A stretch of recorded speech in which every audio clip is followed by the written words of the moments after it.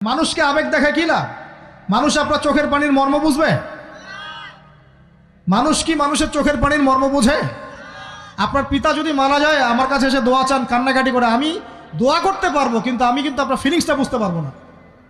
আপনার অনুভূতি কে বুঝতে পারবেন?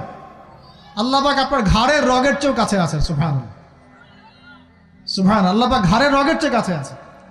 গতকালকে বাংলাদেশের একজন বরেণ্য আলেমের সাথে একটা কনফারেন্সে ছিলাম। উনি বলছিলেন যে এক ব্যক্তি, এটা শোনেন, এক ব্যক্তি খুব তার শখ যে তিনি সাহাবীদের মতো নামাজ পড়া শিখবেন। কথা বুঝতে পারছেন?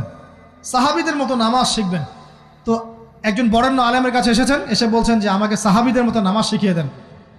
তখন সেই আলেম আরেকজন আলেমের সন্ধান দিয়েছেন, যা তুমি তার কাছে যাও, তিনি শেখাবেন।